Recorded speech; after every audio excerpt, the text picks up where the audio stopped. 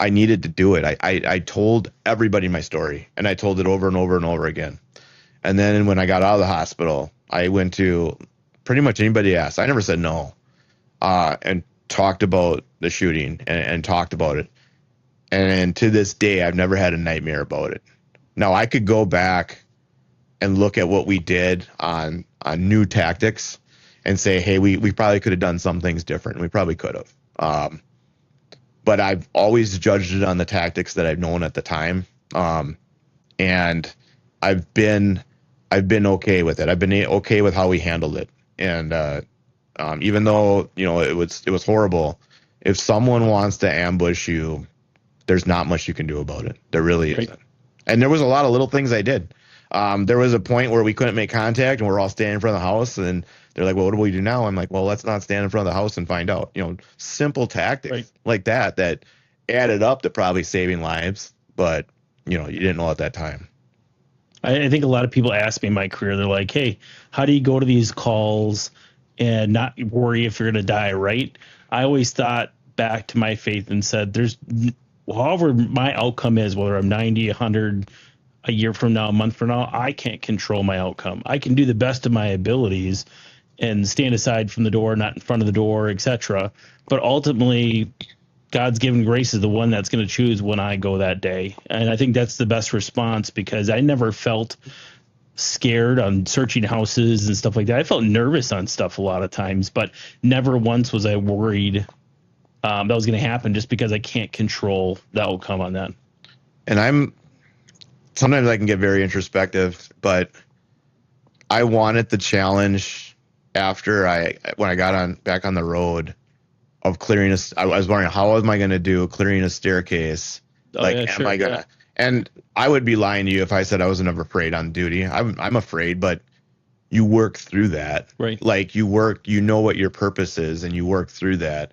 But the first time I remember the first time I had to clear a stairwell, it was just like an alarm or something like that. This time I had my dog with me.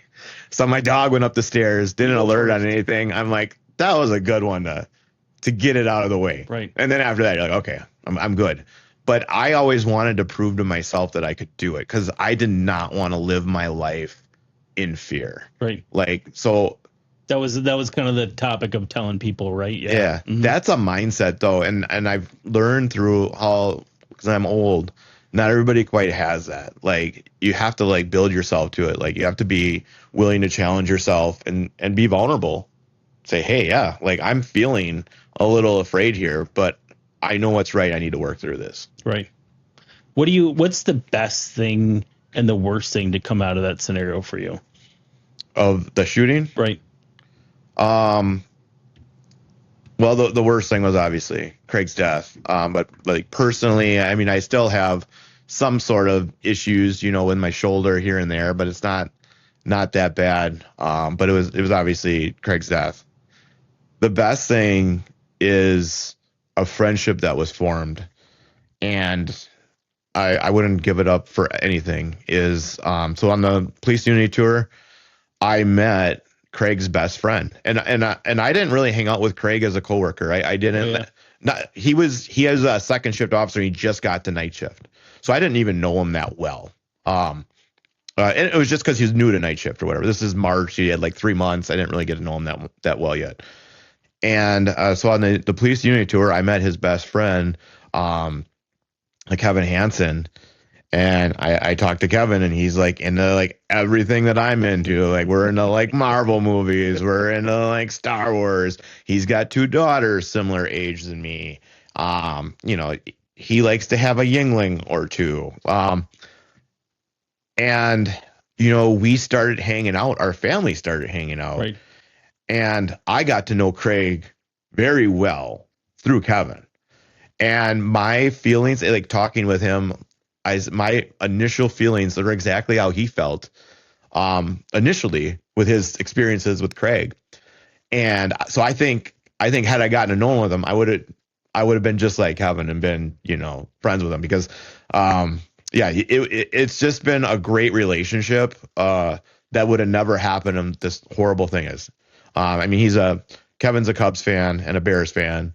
So we'll go to games together, and it's a fun little rivalry and stuff like that. That's the only like major difference that we have.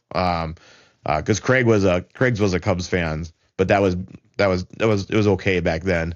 But it was also a Packers fan. So, yeah, that has been a great thing. I feel like you guys are in Step Brothers. Like, do we just come best friends? That's what you guys are doing. Yes. It basically was that. It basically turned into that. And every Unity Tour or Law Enforcement United, he's been there. Right. Yeah. And sometimes, like when I did Law Enforcement United, he's not a biker. He's a good biker. He won't admit that. He hates biking. But when I did Law Enforcement United, I knew how much climbing is going to be. I didn't even invite him. I said, Kevin, I'm just, I'm going to do this. You don't have to do it. It's a lot of climbing because I'm more of a biker than he is. And he's like, no, I'm game. And he did it. So it was great. I think, the next thing I think about in your case is how strong I think your family coming out from that. I couldn't imagine the stress involved, your kids at a young age, but just your wife and the stress. And that's one strong woman coming out of that as well. And I'm sure she's got lots of different perspectives of what worked and what didn't. But yeah, she did. And the weird thing was, because when I got home from the hospital, I'd be playing with my kids. And we both kind of look at each other. It's like, this isn't supposed to be happening. Like, how is this happening? And that was crazy. When I knew we were going to be okay was when we were bickering about the little stuff again. I was like, okay, we're back to normal. Right. Because like everything was so big at that time. Like you get out of the hospital, you're close to death, and you're like, everything's like, oh my God, I'm going to cherish every second. You always should cherish every second. But when you know you're going to be okay is when you start bickering about the little stuff again. And you should embrace those because your life is okay when you're bickering about little stuff. And that's just kind of a weird perspective on that. And my wife is a very strong person. She did not like how she was informed. And so she went right to the chief, not even asked me. And that's kind of, they said they're going to do some changes. They didn't do them fast enough for her. She's like, has anything happened? Has anything happened yet? So then she went again into the police department without my knowledge. You need to get this done. And that is how the law enforcement death notification packet became a thing, is my wife saying, hey, you're not doing this the right way. Like, right. You need to get this done. Yeah, very, very strong. She has sort of a cop mentality. So I think that made it easier for her to get through that. Not everyone is up to that task. Right. I think, there's going to be some wives say, hey, you got to get out of law enforcement. But she was definitely up for the task. So another group, I'm not a survivor, but you're a survivor as part of the group, is the C.O.P.S program, right? And through Tyler's death, I was fundraising for the C.O.P.S program and the Ironman events I was doing. And even though I wasn't a survivor, they accepted me as a family member. Even though they didn't benefit from the money that I fundraised, it was the Wisconsin Shepherd. They treated me as family, kind of like the Unity Tour treated as family and stuff like that. What's your experience with that charity group? The biggest thing in the world was this. Like I said, when I got shot, I came back to work pretty quick. Like, I'm like, if I'm okay, everyone else is going to be okay. And the reason why that shooting ended was actually there was an officer, and this is because we don't know exactly, but there was an officer that was able to take a shot with a rifle and actually shot the person in the finger. Like, and we think it was shortly after that they committed suicide. But so a year goes on, and we're like, hey, we've had the author of Emotional Survival for Law Enforcement come in. We've had this. We're good, right? We're good. That officer that saved the day came forward and said, I'm not good. I'm not good. I go home. I sit on the couch. I kind of space out. I'm not the dad I want to be for my kids. I'm not the husband I want to be for my wife. I'm not good.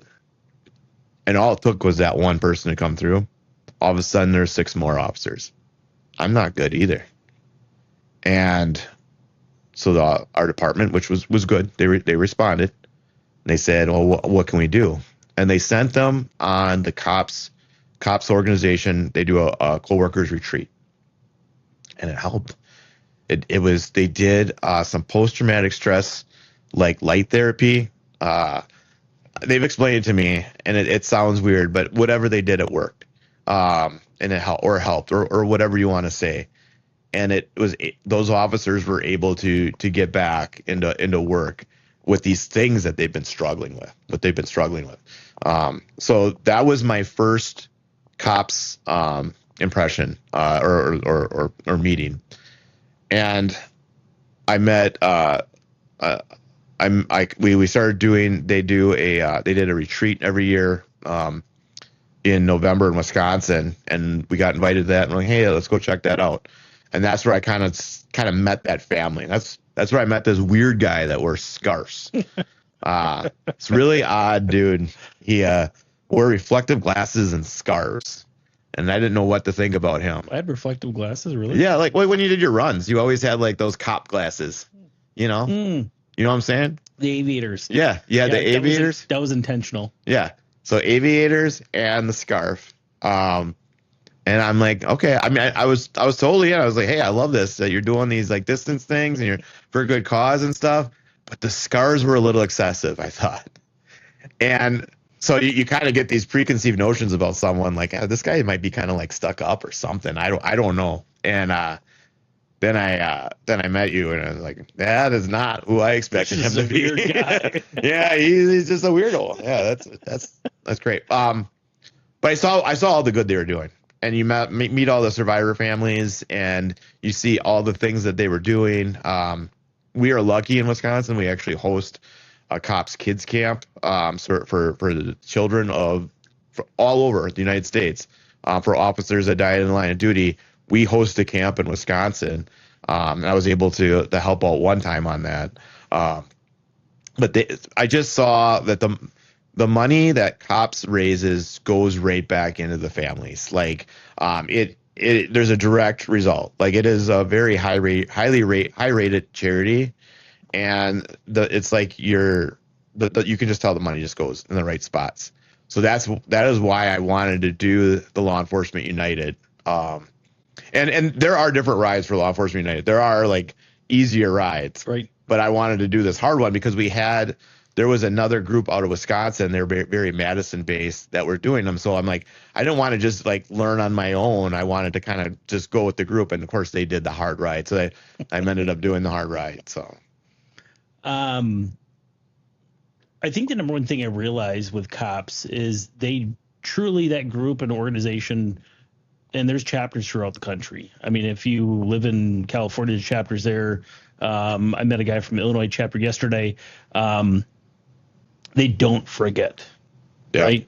There's some agencies that do, I think, truly forget, if for whatever reason, if they don't know how to handle it, if years gone by and new people come and old people retire, I don't know, but there's some people, and you'll talk to some survivors, they do forget. But this charity never forgets. Especially, I think our charity in Wisconsin is extremely strong. Do a lot of stuff, do a lot of fundraising.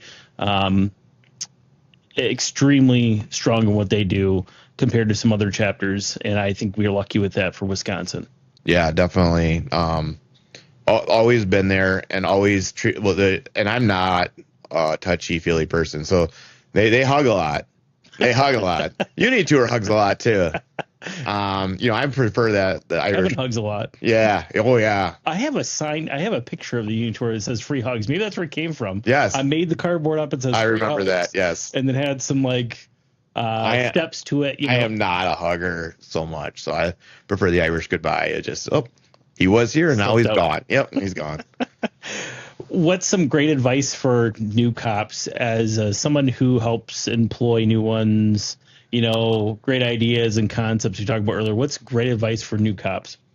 This could be another whole podcast. This is what I do for a living now. I am the work dad for a lot of officers. We are getting younger officers in the field than we've ever had in our life. We've hired some 20-year-olds.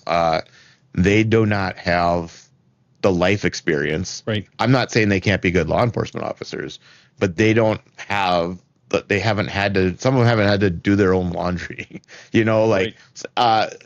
so there's an aspect of that where you just need to, what we would think would be common stuff, you have to get them to that level. I do a speech. We're lucky. We actually have on duty fitness, so we have a really nice weight room and people can work out on duty. But in that, because I'm talking about wellness that way, I talk about financial wellness. I say, Right. don't go out and buy an expensive car where you're making like $700 payments, like for a Corvette that you're keeping at an apartment. This one, they never listen to me. I always say don't spend a lot of money on these tattoos, but that seems to be like everyone. Yeah, tattoos are insane. But don't. I say you're going to make about this much money. You should save about this much.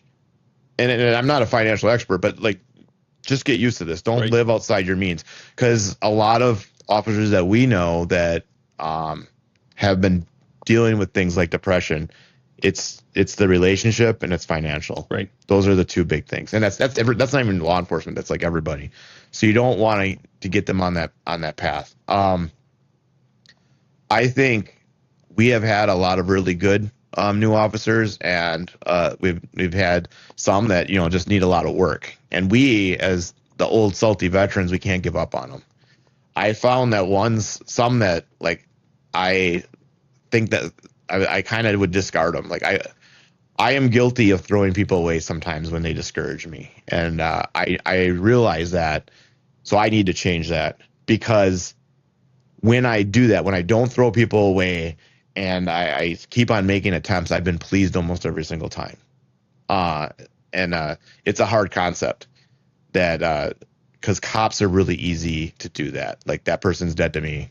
There's no Right. saving grace. Like, there's no, but you have to just keep on making the effort. And I do this thing. I talk about like people's love languages, like what motivates them, the 5 love languages. Right. I actually made one for law enforcement. Gifts. Yes. Yeah, lots of gifts. Pete's parties, right? Oh yeah. I actually made a love language for law enforcement. This was more for veterans though. It's the love language of minimal hassle.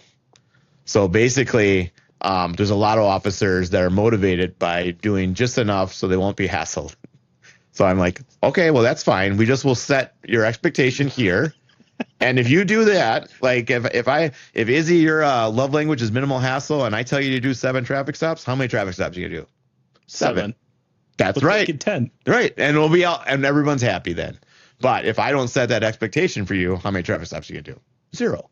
Because you're not being hassled to do more. So But as a leader, looking at yourself at that, I think is really important. When I talk about leadership and character in some of these speeches, that's number one, is looking internally, because you do get some leaders who think, I know everything. My word is like Moses and the 10 Commandments. But they don't. I know they put up a front because they're leaders, but having the ability to look inside and say, I toss people aside, I need to work better on that. I applaud you for that in the position you're at, because a lot of people don't have that quality. And I don't know if you came into this, but most of us around my age came into that ego-based training. And it was huge. Like it's my way or the highway. Right. And it has to be on some things right? It has Sure. to be, but law enforcement is a huge gray area. And, we have to be able to work within that realm. Not everything can be black and white. Now there are some issues that are, and you have to take firm stances on that. But I look at officers as people. You have to have, I hate, this is a catchphrase, but it's really big. You have to have the courageous conversations. You can't just like let things manifest and then let them become Right. bigger things. And law enforcement is really good at talking about people behind their back, but not so good about confronting them. I've learned to just confront it, and it's awkward for a little bit, We'll work through it. Hey, and I'll say we're gonna be a little awkward here, but I need to tell you something. But I'll still love you at the end. Yeah, I feel like this is every day with Kevin over the phone. exactly. Yeah. Yeah. You gotta give them bad news or something they need to correct, and we have to call them out on it and give them the opportunity to fix it. And most of the time they will. Yeah. And we've had really good new officers. We've been on a really good streak lately. So I think I got lucky when I was a new cop. I got hired at 20. My first job was the DNR. They literally gave me a gun, a badge, a set of squad keys, and a plat book and said, go at her. And I was like, I don't know what I'm doing, right? I had to figure out my own. But then I got hired.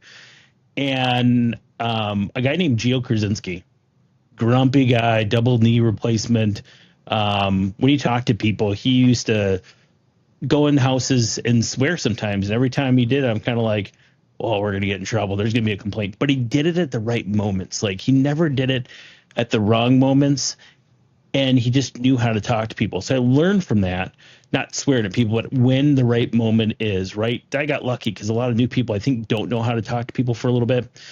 And he gave me financial advice and says, you got to do this type of investment. And that set me up for success.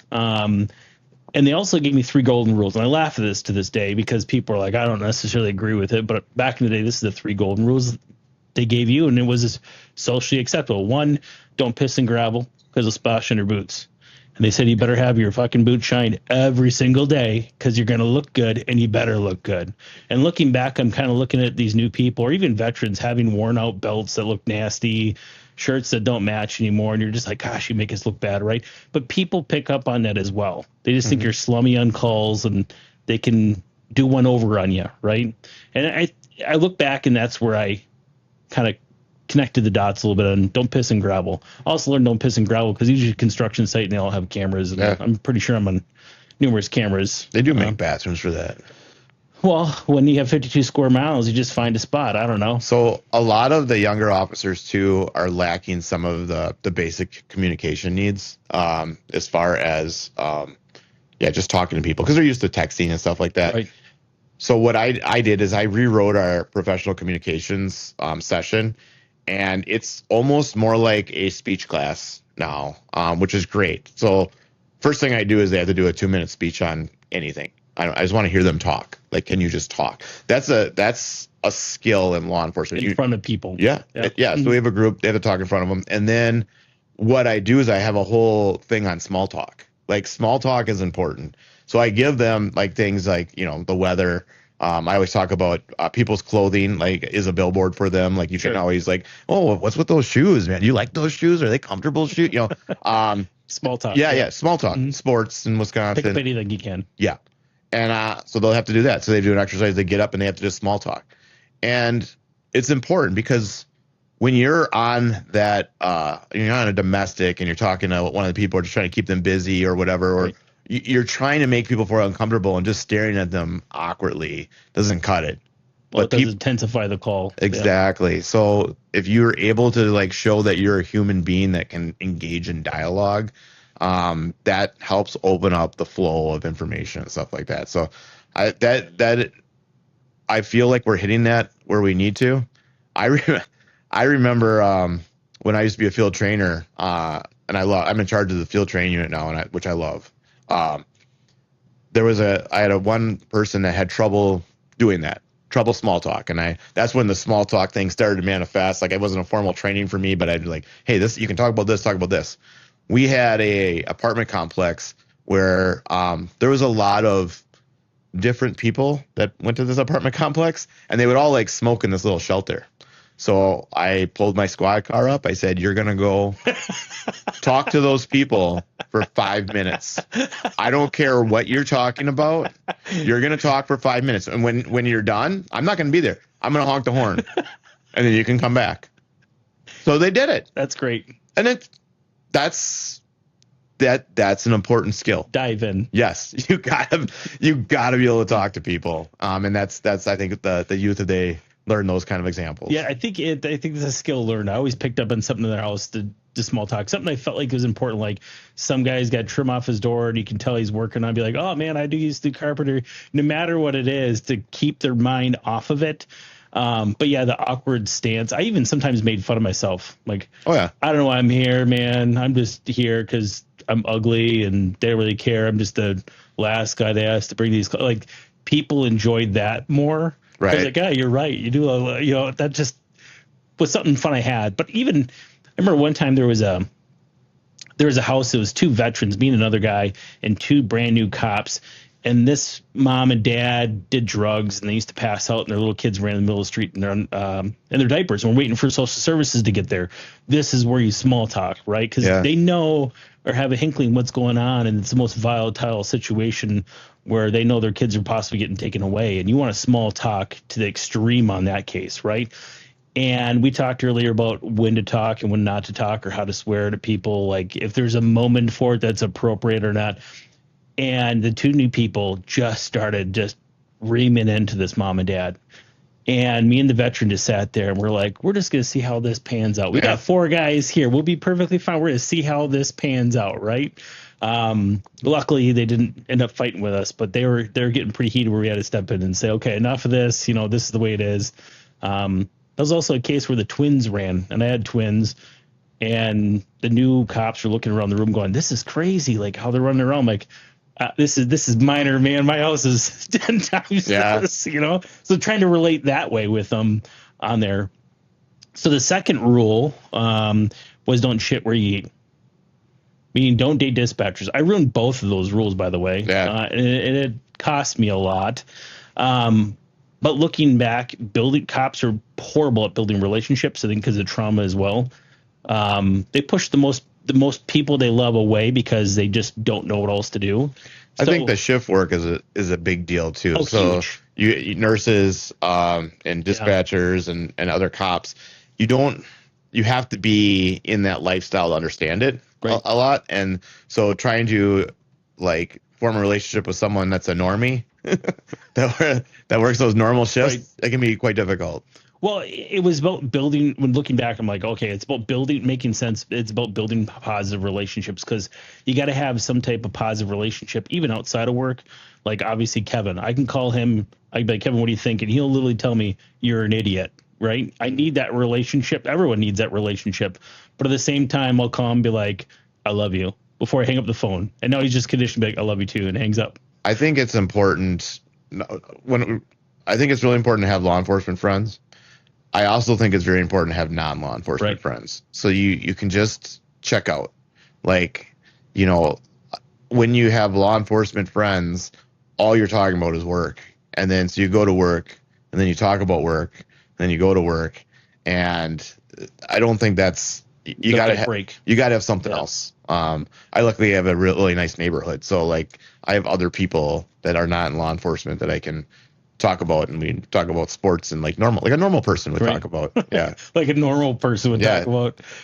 The third rule, remember it was a winter, and I had 52 square miles of my first agency. One guy worked, and it was probably 20,000 people. I don't know how they did it.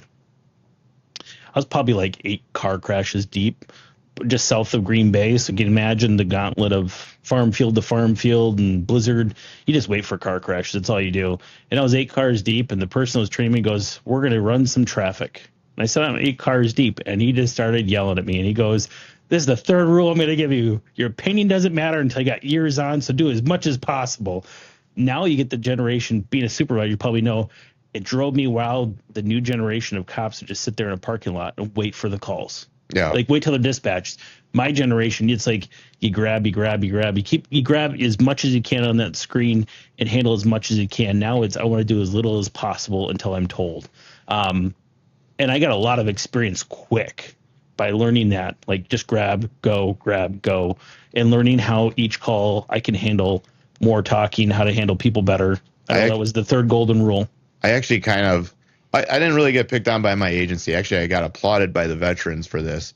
I went around all shifts and I did almost like a motivational speech. And the core thing was, would you want to work with you? Think about that. Would you want to work with you? Are you the type of officer that they come on shift and you're like, oh God, I share a section with so-and-so.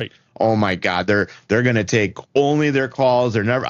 They're not going to back me up or whatever. Or is it, oh, awesome. So-and-so is with me, Right. man. We are going to tear it up today. We're going to have fun. This will be a good day. And so it's kind of just like a self-reflective piece. And then I hit a lot of different aspects, some of the things we're talking about.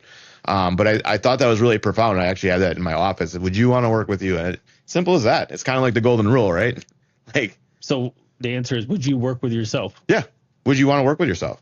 And if the answer is no, change. Like, My answer is no, just because I know I'm a goofy person. I couldn't handle myself. I couldn't handle listening to myself the whole time.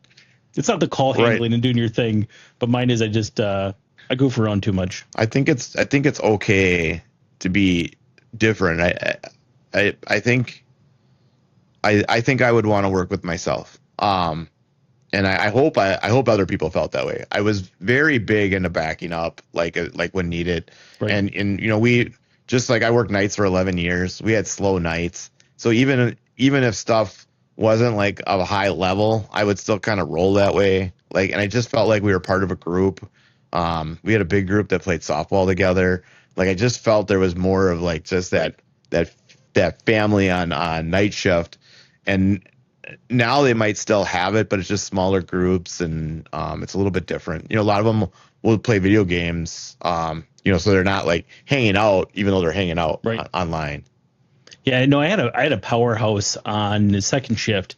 Third shift, I think a lot of people say third shift, they have like a family atmosphere. That was the words of the week. That was the seatbelts. And man, we had a great group of guys, and we were excited to be working every day just because of those small things. But second shift, we would have a north car and a south zone area in Sheboygan, and it was a brother sister. It was me, a guy named Matt Rocco, and Holly Kehoe. And when we worked together, I thought we were the powerhouse. We grabbed every call possible. We cleaned the screen. It was lunchtime and they were late to lunch. You go take your lunch, I'll take that call for you. Yeah. And it was back and forth with us, all three of us. Well, every time we worked together, we were like, yes, it's us three. We're going to get this cleaned up today. And I agree with you. I think that mentality is gone, but then that's on us as the veterans and the trainers to get it to come back. Like, culture is a hard thing to beat. Social norms are hard to change. Right. If someone's rocking and rolling in their section or whatever, and they got 3 calls stacked, I'd be like, send me that one. I'll clear that one. Send me that one. Because what do you want to do? Like, get done with that call, and then you're going on these other ones, and they might be insignificant, but your cores feel like if you do that for them, they're gonna do that for you when you're bogged down on something. But you get the really salty ones where you're like, there's nothing on the screen besides one call. You grab it and you're on that call, and all of a sudden a hot call comes out, and they'll be like, why'd you grab that call to get out? I'm like, I didn't even know it was coming on the screen. I just grabbed it. So it's really a deck of the cards, because some people are like, oh, I don't want to handle that big case. Well, then start grabbing the little ones, because it's just the luck of the draw, man. You can get another deck coming pretty quick if you don't start grabbing those. So I don't know. What's the most impactful thing, I'm not saying call wise, in your career you've learned? Just overall. Yeah. Overall. Most impactful thing I learned. Well, that's a toughie. I've learned a lot. I think the biggest thing I learned is that I don't know everything. And if you go into life and situations, like I'm in charge of training, and when you're in charge of training, you should know everything. But I approach training that I don't know everything, and you have to be open-minded when it comes to things like that. If you have a different training that in something, new technique or whatever you want to show me, I'm going to see it. I will be the audience for that, and I'm going to try it. And if it works, I'm going to steal it. And if it doesn't work, I'm going to say, no, that's stupid, and I'm going to throw it away. I've never used it. But I'll always be open-minded to try it. And I think when I started in law enforcement, I did have a little bit of an ego and was a little bit less likely to feel that way. So I think knowing that I don't know everything is probably one of the most important attributes in law enforcement, is knowing that, not having that ego. The problem with ego, and I this is another speech that I give to my new hires. The problem with ego is that eventually you're going to have to lie. If you have a big ego, you're never going to want to be wrong. and there's nobody that's never wrong. And so eventually that's going to lead to you lying. And then everybody in law enforcement knows that's a big no-go. You lie in law enforcement, you cannot be a law enforcement officer. You will not be able to testify, so you can't lie. And you have to squash your ego to enable to do that. So I like that. yeah, you can steal it. I steal enough. Words of wisdom from Ryan, trademarked. No, I stole like there was an alert instructor, which is active threat response. He always would say, "Your ego is not your amigo. Your ego is not your friend." And that stuck with me. That's actually on a PowerPoint of mine too. So we should put that on a shirt. Yeah. Your ego is not amigo. Yeah. And having like the three amigos, the yes, back of the day. Yeah. Love the three amigos. Like wearing cop uniforms. There you go. I like that. That would be great. There's probably, if we went to Tent City, there's probably one that says that. There's no way. I'm going to look it up here after the show.